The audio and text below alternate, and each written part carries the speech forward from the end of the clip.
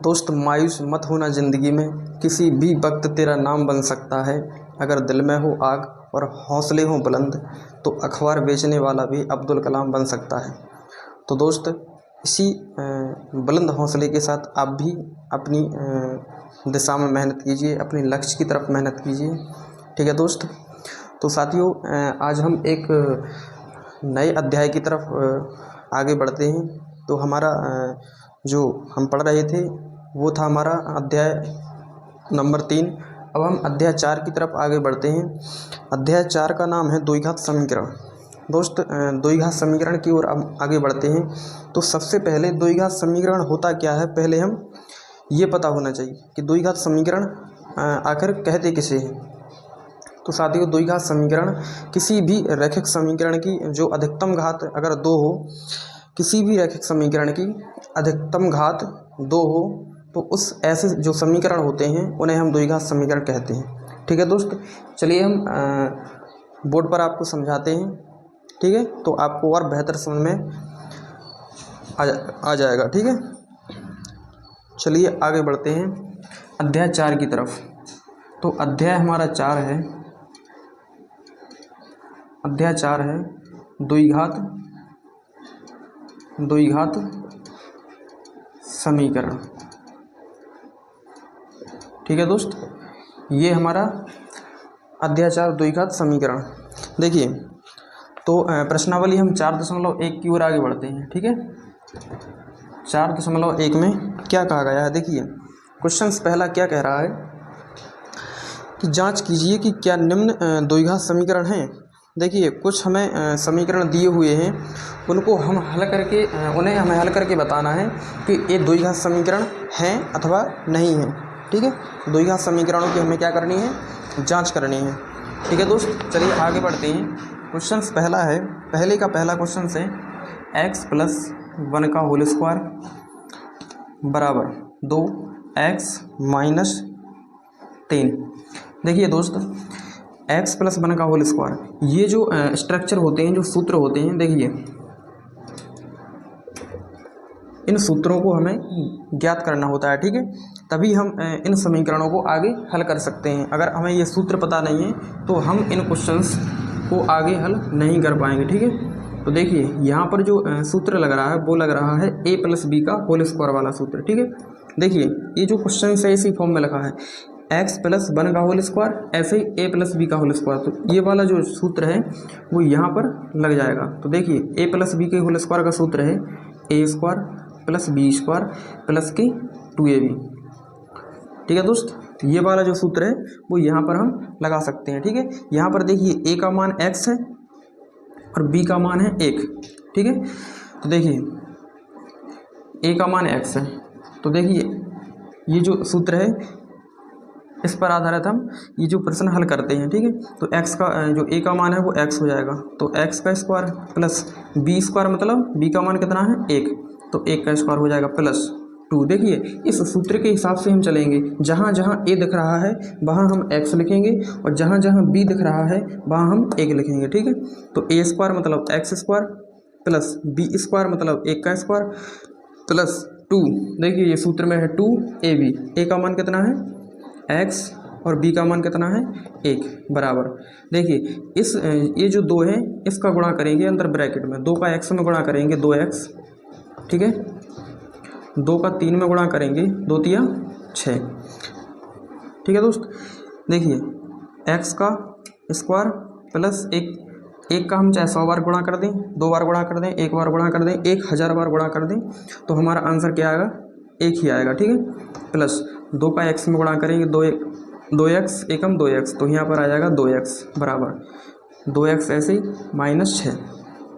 देखिए दोस्त हमें जो समीकरण है इसको हल करके क्या बनाना है, इसको हल करके जांच करनी है हमें कि ये द्विघात समीकरण वास्तव में है या नहीं है।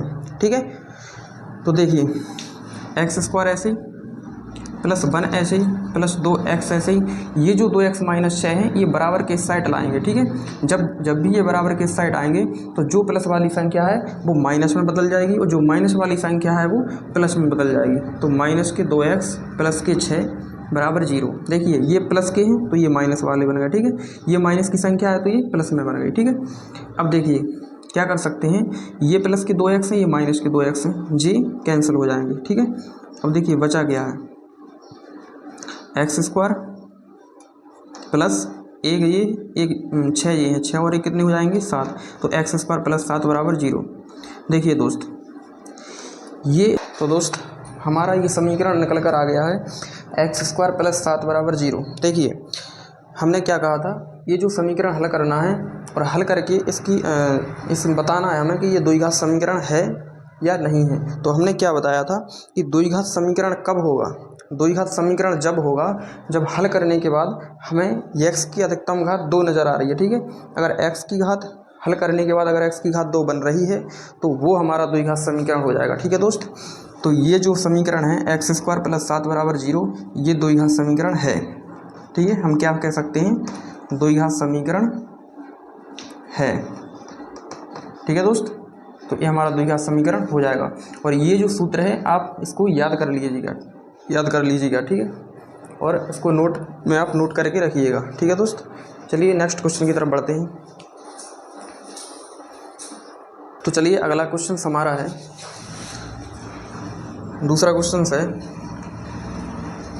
एक्स स्क्वायर माइनस 2x बराबर -2 ब्रैकेट में 3 माइनस एक्स, ठीक है दोस्त। चलिए इसको हल करते हैं और इसकी जांच करते हैं कि ये वास्तव में द्विघात समीकरण है या नहीं है। तो एक्स स्क्वायर ऐसे ही -2x ऐसे ही, देखिए -2 का गुणा करेंगे -3 में तो माइनस की 6 हो जाएंगे, ठीक है। -2 का -x में करेंगे तो प्लस के आ जाएंगे यहाँ पर 2x, ठीक है दोस्त। ये वाला जो पोर्शन है ये वाला हम उठाकर बराबर के साइड लाएंगे, एक्स स्क्वायर -2x ये इस साइड आएंगे तो जो प्लस की संख्या है वो माइनस की हो जाएगी, जो माइनस की वो प्लस की हो जाएगी। तो माइनस की 6 हैं तो ये हो जाएंगे प्लस की 6, प्लस की 2x हैं तो ये हो जाएंगे माइनस की 2x और बराबर की उस साइड क्या बचेगा 0। देखिए अब यहाँ पर हाँ एक्स स्क्वायर -2x और -2x माइनस के 4x हो जाएंगे और ये प्लस की 6 बराबर 0। देखिए दोस्त इसको हल करने के बाद हमें फाइनली जो समीकरण है वो एक्स स्क्वायर -4x प्लस 6 बराबर 0 मिल चुका है, ठीक है दोस्त। अब आप आसानी से बता सकते हैं कि ये द्विघात समीकरण वास्तव में है या नहीं है, ठीक है। तो ये द्विघात समीकरण है। क्यों है द्विघात समीकरण, क्योंकि रैखिक समीकरण जो बना है उसमें x की अधिकतम घात जो है वो 2 है। तो अधिकतम घात अगर 2 हो किसी भी समीकरण में तो वो वो द्विघात समीकरण हो जाएगा, ठीक है दोस्त। तो ये द्विघात समीकरण है, द्विघात समीकरण है, ठीक है। चलिए नेक्स्ट क्वेश्चन की तरफ आगे बढ़ते हैं।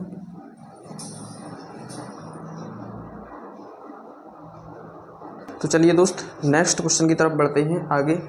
तो अगला क्वेश्चन हमारा है तीसरा क्वेश्चन क्या कह रहा है, x -2 ब्रैकेट के अंदर x + 1, ठीक है, बराबर x -1 और x + 3, ठीक है दोस्त। अब देखिए x का x में गुणा करेंगे तो एक्स स्क्वायर, फिर x का गुणा करेंगे 1 में तो यहाँ पर आ जाएगा x, -2 का गुणा करेंगे x में तो माइनस के 2x, -2 का 1 में गुणा करेंगे तो -2 बराबर x का x में गुणा करेंगे तो x की घात 2, x का 3 में गुणा करेंगे तो 3x, -1 का गुणा करेंगे x में तो -x, -1 का +3 में करेंगे तो -3, ठीक है दोस्त।